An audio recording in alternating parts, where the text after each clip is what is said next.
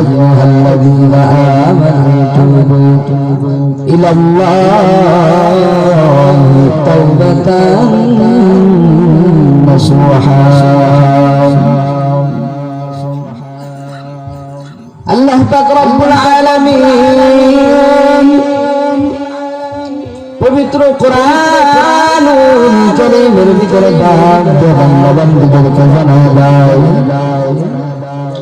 ও ঈমানদার বান্দাবান্দিগণ, আমি আল্লাহ তাআলা তওবাকারী বান্দাকে বেশি পছন্দ করি। বান্দা তওবাকারী বান্দাকে আমি আল্লাহ বেশি পছন্দ করি।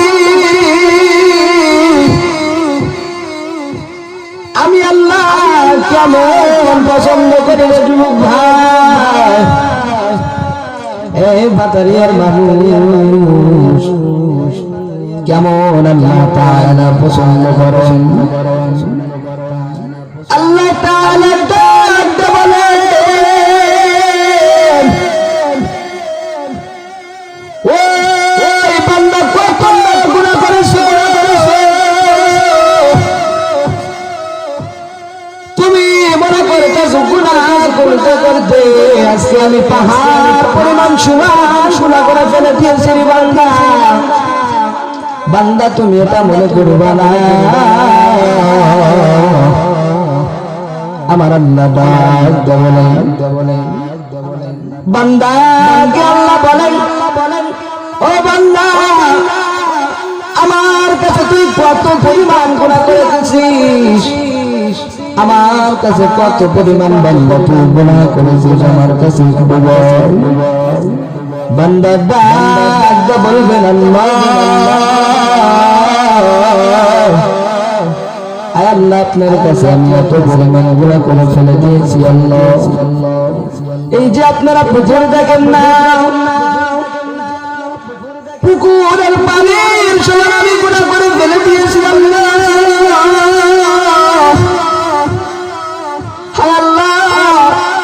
আপনি কি আমাকে মাফ করবেন না? আমার আল্লাহ রাখতে বান্দারে বান্দা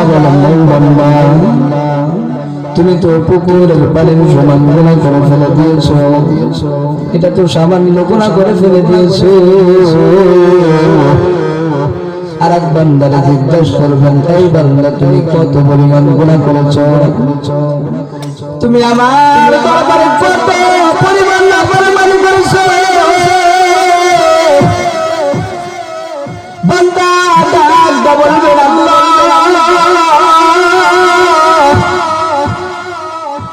আল্লাহ আমি আপনার দরবারে এত পরিমাণ নাফরমানি করে ফেলে দিয়েছি। আল্লাহ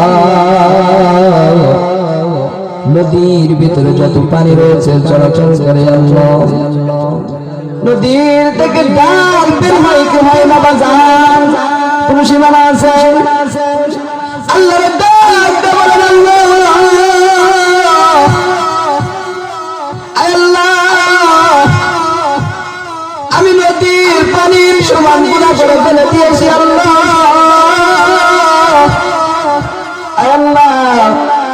আমার কি আপনি মাফ করবেন না? আল্লাহ তাআলা আরেকটা বান্দারে ডাক দিয়ে বলেন, ওই বান্দা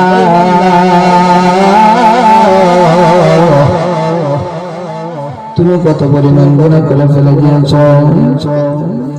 বান্দা ডাক দিয়ে বলবেন, আল্লাহ আমি তোমার কাছে এত পরিমাণ নাফর করে ফেলে দিয়েছি। আল্লাহ আমার গুনার কথা তোমার কাছে বলা যাবে না। আল্লাহ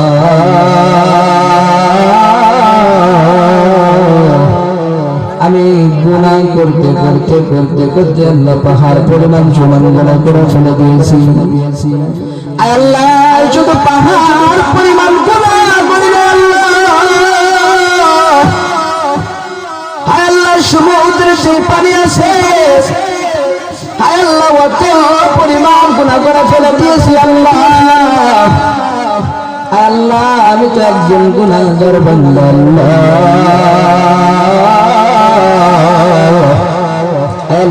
তোমার দরবারে আমি এত পরিমাণ নাফরমানি করলাম। এ যুবক ভাই, বৃদ্ধ বাবা, কোন দিকে নজর নাই। এ বাজার বলেন তো, বান্দা যদি গুনাহ করে কিন্তু বান্দার গুনাহ মাফ করে দেয় কে? আমার আল্লাহ কিন্তু মাফ করে দেন। আমার আল্লাহ ডাক দেয়া বলেন, ওই বান্দা, তুই আমার কাছে গুনাহ করেছিস পুকুর পানির সমান, তুই আমার কাছে গুনাহ করেছিস নদীর পানির সমান। আর এক বান্দা গুনাহ করেছে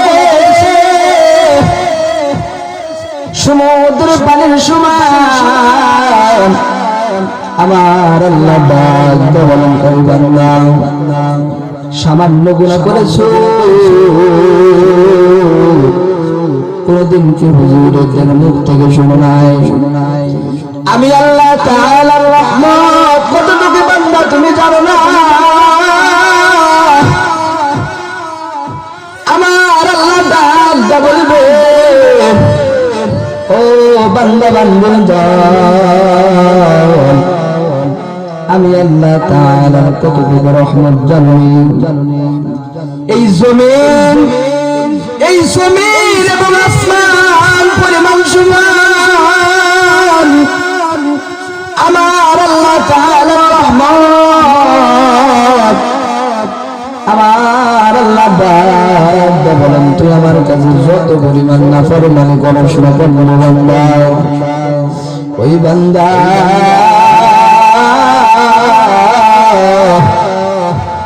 তুই আমার কাছে যখন ওই গভীর রজনীতে উঠে 2 রাকাত 4 রাকাত 6 রাকাত তাহাজ্জুদের নামাজ পড়ে কি পড়বা জান? যত পরিমাণ তুমি আল্লাহর কাছে নাফরমানি করো না কেন, আল্লাহর কাছে যখন গভীর রজনীতে উঠে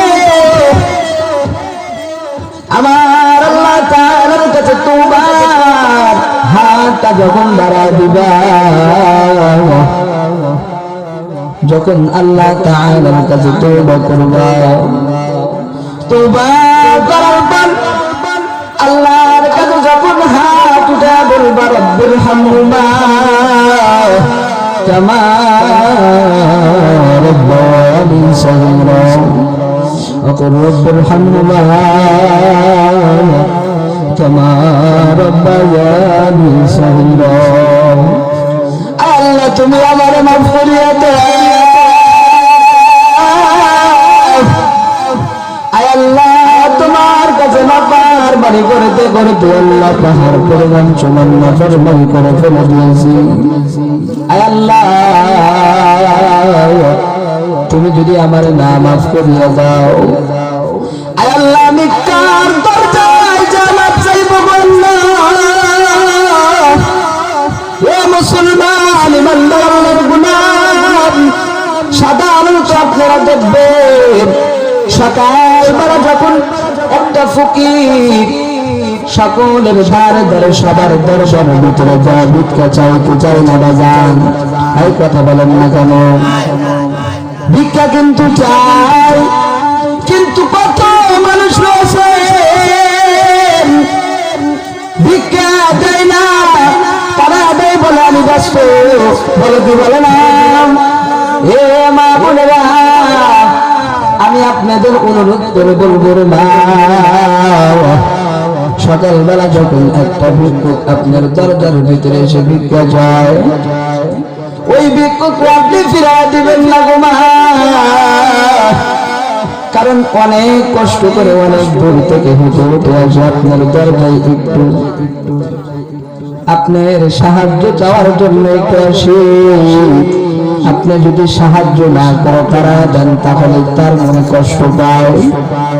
আপনার জন্য যদি বদদুয়া করে দেয়, তাহলে আপনি ধ্বংস হয়ে যাবেন।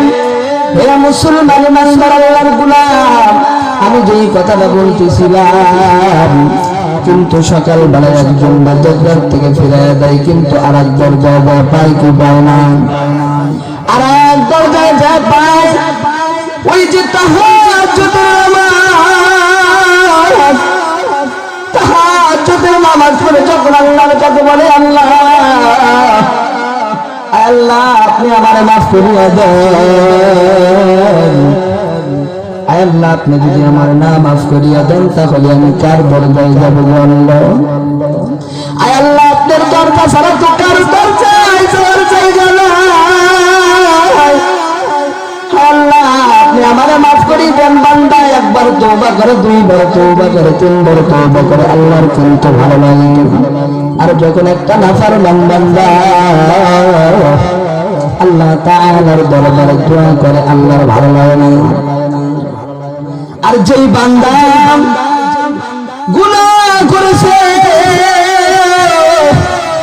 গুনাহ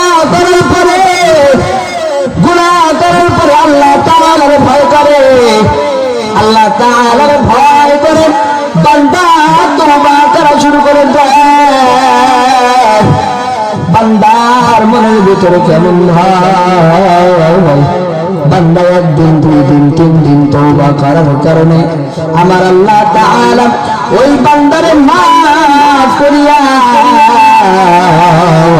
ওই বান্দারে মাসুম আল্লাহ বানা দেয়। চিল্লা বলা যায় না সুবহানাল্লাহ। এর নবীর উম্মতের দল, এ যুবক ভাই, আর মেলার ভিতরে তাই কোনারে ভাই, আমার আল্লাহ যদি একটা কাপঞ্চর যুবক তওবা করার কারণে মাফ করে দেয়, ও বান্দা তুমি কি জেনা করেছো, তোমার আল্লাহ মাফ করবেন, করবেন না বাজান? এ মুসলমান ইমানদার আল্লাহর গোলাম, রাহমাতুল লিল আলামিনের জামানায়, কোন জামানায় বাজান? রাহমাতুল লিল আলামিনের জামানায় এক যুবক বড় মারাত্মক গুনাহ করে ফেলে দিয়েছে, বড় মারাত্মক গুনাহ করে ফেলে দেওয়ার পর রাহমাতুল লিল আলামিনের কাছে এসে কান্না করে, কি করে বাজান? রাহমাতুল লিল আলামিন এইভাবে বসা রয়েছে, আর যুবক বৈশা বৈশা কান্না করে, আর ডাক দেবেন পয়গম্বর, ও পয়গম্বর আমি তো একটা বড় নাফরমানি করে ফেলে দিয়েছি, আমি একটা বড় গুনাহ করেছি, আমার কি আল্লাহ মাফ করবে না? রাহমাতুল লিল আলামিন বলে, হে যুবক কি গুনাহ করেছো তুমি আমার কাছে একটু বলো, আল্লাহ তো অবশ্যই মাফ করে দিবেন। কি করে দিবেন বাজান? অবশ্যই আমার আল্লাহ মাফ করে দিবেন। কিন্তু যুবক শুধু কান্না করে, কি করে? যুবক বলতে চায় না, যুবক শুধু কান্না করতেছে, যুবক বলতে চায় না।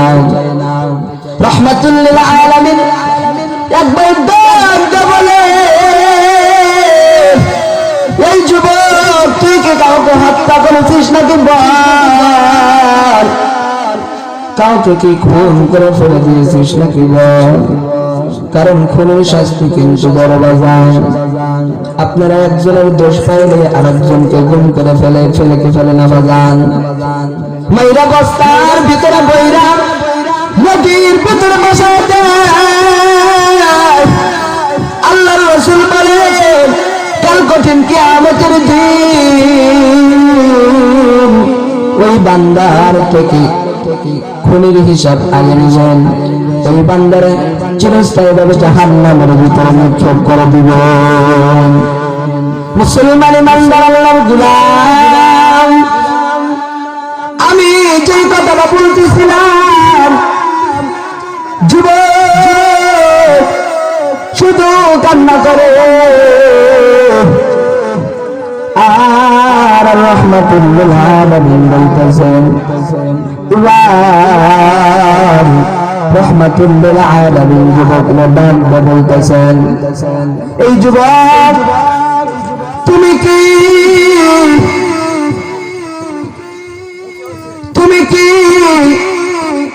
তার সঙ্গে জেনা করেছো কিনা তুমি আমার কাছে বলো যুবক তাও কি বলতে চাই না কি বলতে চাই না আমার নবী বলতে বলতে পেরেছেন তাও যুবক বলতে চায় না লাশ পর্যায় যুবক ডাক বলতেছেন রাহমাতুল লিল আলামিন ডাক বলেন ওগো নবীজি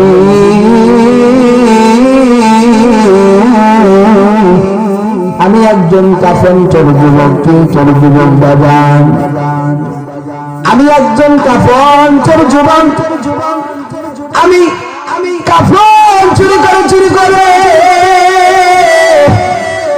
আমার জিন্দেগি চালাই আর জীবিকা নির্বাহন করি আমার পরিবার ধরে চালায় যুবক কোন কাজ কাম করে না কি করে না বাজান যুবক শুধু কাফন চুরি করে বিক্রি করে তার জিন্দেগি চালায় রাহমাতুল লিল আলামিন বলতেছে ও পয়গম্বর আমি একটা মদিনা শহরে কবরের ভিতরে গেলাম কবরের কাছে যাওয়ার পর একটা নতুন কবর খনন করেছেন কি করেছেন বাজান নতুন কবর খনন করেছেন পয়গম্বর যুবতী মহিলার কবর কিশোর কবর ও পদ্মা নিশিমা কথাগুলো ভালো করে খেয়াল করো নতুন কবর খনন করেছেন কি করেছেন বাজান নতুন কবর খনন করার পর এবার যুবতী মহিলাদের কবরের ভিতরে সীমায়িত করে রেখে দিয়েছে এবার এই যে কাফন চোর যুবক কবরটা যা কি খনন করেছেন কি করেছেন কবরটা খনন করেছেন কবরটা খনন করে যখন মনে দেখছেন যুবতী মহিলার এত সুন্দর চেহারা বাজান ওই যুবক ওই মহিলার চেহারা দেখে পাগল হয়ে গেছেন বলেন তো মহিলাটা জীবিত নাকি মৃত কিন্তু মহিলা মারা গিয়েছে ওই যুবক নিজের সংযোগ রাখতে পারে না নিজের সংযোগ না রাখতে পেরে ওই মহিলাটার সঙ্গে কি জেনা করে ফেলে বলেন নাউযুবিল্লাহ কি করেছেন না জান জেনা করে ফেলে দিয়েছে জেনা করার পর যুবক যখন কবর থেকে উঠে বাড়ির উদ্দেশ্যে রওনা হবেন কিশোর দিকে বাড়ির উদ্দেশ্যে রওনা হবেন যুবক ডাক রাহমাতুল লিল আলামিন কে বলেন ও পয়গম্বর আমি যখন কবর থেকে উঠে বাড়ির দিকে রওনা আর আমাকে কে যেন পিছন দিয়ে ডাকে আর বলে যুবতী আমার কি সর্বনাশটাই না করলি কি বলে আমারে তুই কি সর্বনাশটাই না করলি আজকে আমার বাড়ির থেকে পবিত্র করে আমাকে কবরের ভিতরে রেখে গিয়েছেন আমাকে আমার বাসা বাড়ি থেকে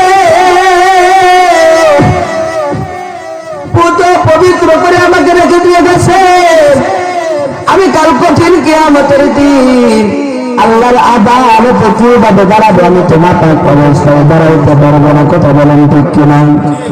নাপাক অবস্থায় কি দাঁড়াইতে পারবে? নাপাক অবস্থায় আমি কেমনে আল্লাহর আদালতে দাঁড়াবো? শুধু ডাকতেছে ওই মহিলাটা, শুধু যুবককে ডাকায়।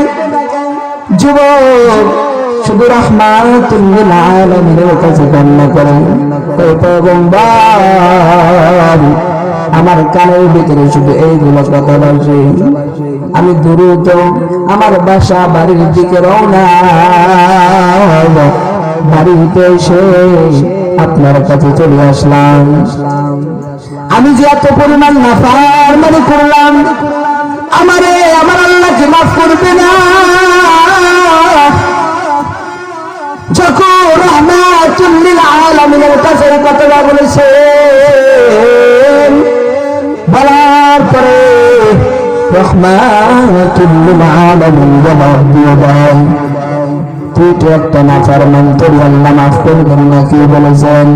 এটা কিন্তু আমাদের নবী, বিশ্ব নবী পয়গম্বর মুহাম্মদুর রাসূলুল্লাহ সাল্লাল্লাহু আলাইহি ওয়াসাল্লাম যুবককে বলেছেন, তোর যে আল্লাহ মাফ করবেন না? কি করবেন না বাজান? তোর আল্লাহ মাফ করবেন না? এবার যুবক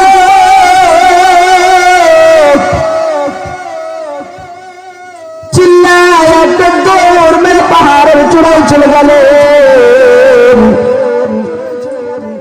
আমার আল্লাহ আমারে মাফ করবে না, আমি এত পরিমাণ নাফরমানি করলাম, আমি কার সঙ্গে জেনা করেছি? এই ভাতারিয়ার মানুষ বলেন তো, আমরা কি কখনো মৃত লাশের সঙ্গে জেনা করেছি? কখনো কিন্তু করি না। কিন্তু রাহমাতুল লিল আলামিন এই কথাটা বলার পর এবার যুবক দূর পাহাড়ের চূড়ায় চলে গেলেন। কোথায়? পাহাড়ের চূড়ায় যাইয়া যুবক শুধু কান্না করে,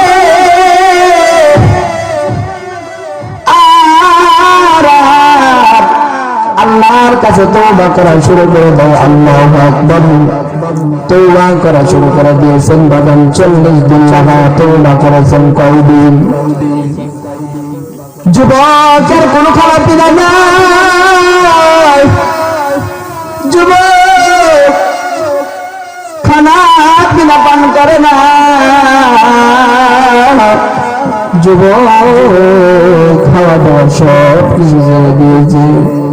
যুবক 40 দিন তওবা করার কারণে, তওবা করার পরে আমার আল্লাহ ডাক দিয়ে জিবরাইলকে বলে, জিবরাইল ভাই তাড়াতাড়ি তুই জমিনের ভিতরে যা। কোথায় যাইতে বলছেন? তাড়াতাড়ি আমার পাগল ডানের কাছে তুই তাড়াতাড়ি চলে যা। ওই যে যুবক পাহাড়ের চূড়ায় আমার কাছে 40 দিন লাগাইয়া তওবা করেছে। আমি ওই বান্দার কথা বরদাস্ত করতে পারতেছি না। তুই আমার ওই বান্দার ঠিকানা দে। আমি আল্লাহ তাআলা ওই বান্দার উপরে রাজি, এবং ওই যুবকরে আমি আল্লাহ তাআলা মাফ করে দিয়েছি। আল্লাহু আকবার। এবার ডাক দেন জিবরাইলকে বলেছে, ও জিবরাইল আমার হাবিবের কাছে যাও, আমার হাবিবের কাছে যা। হাবিবকে একটা প্রশ্ন করবা, কি করবা? যুবকরে কিন্তু আল্লাহ তাআলা মাফ করে দিয়েছেন। মাফ করে দিয়েছেন কিনা? যুবকরা মাফ করে দিয়েছে।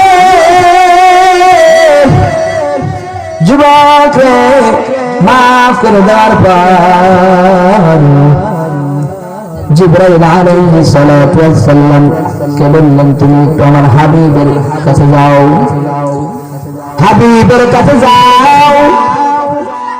এবার জিবরাইল আলাইহিস সালাতু ওয়াস সালাম আমার নবীর কাছে সালাম দিয়ে যায়, আসসালাতু ওয়াসসালামু আলাইকা ইয়া রাসূলুল্লাহ, আসসালাতু ওয়াসসালামু আলাইকা ইয়া হাবিবাল্লাহ। নবীজির কাছে সালাম দিয়ে দিল। নবীজির কাছে সালাম দেওয়ার পর নবীজির বলতেছেন আমারে আল্লাহ তাআলা পাঠিয়েছেন। কে পাঠিয়েছেন? আল্লাহ তাআলা পাঠিয়েছেন। ও হাবিব, আচ্ছা আপনি বলেন তো বান্দা যে খানা খায়, বলেন তো বান্দার রিজিক দেয় কে? আপনারা একটু বলেন কি আমাদের রিজিক দেয়? হাবিবুল্লাহ বলেছেন আমার আল্লাহ তাআলাই তো রিজিক দেয়। কে রিজিক দেয়? আল্লাহ তাআলাই তো রিজিক দেয়। আচ্ছা বলেন তো বান্দারে কে সুস্থ রাখেন? সুস্থ আল্লাহ তাআলার নিয়ামত, অসুস্থতা আল্লাহ তাআলার নিয়ামত। আল্লাহ তাআলা তো সব কিছু করেন নাকি বলেন? আর একটা বলেন এবার জিবরাইল আলাইহিস সালাতু ওয়াস সালাম বললেন আচ্ছা বলেন তো বান্দা গুনাহ করার পরে বলেন তো বান্দার গুনাহ ক্ষমা করে দেয় কে? আমার আল্লাহ তাআলা বান্দার গুনাহ কিন্তু ক্ষমা করে দেয়। তাহলে আমার আল্লাহ তাআলা যদি বান্দার গুনাহ ক্ষমা করে দেয়, ওই যে কিছুদিন আগে আপনার কাছে একটা যুবক কি বলেছিলেন, আমি একটা মৃত লাশের সন্ধান জেনা করে ফেলে দিয়েছি, আপনি কি বলেছিলেন? আপনি বলেছিলেন ওই বান্দারে আমার আল্লাহ মাফ করবেন না, কি করবেন না। কিন্তু বান্দার 40 দিন লাগায়া তওবা করার কারণে আমার আল্লাহ তাআলা মাফ করিয়া ওই যুবকরে মাসুম বানায়া দিয়েছেন।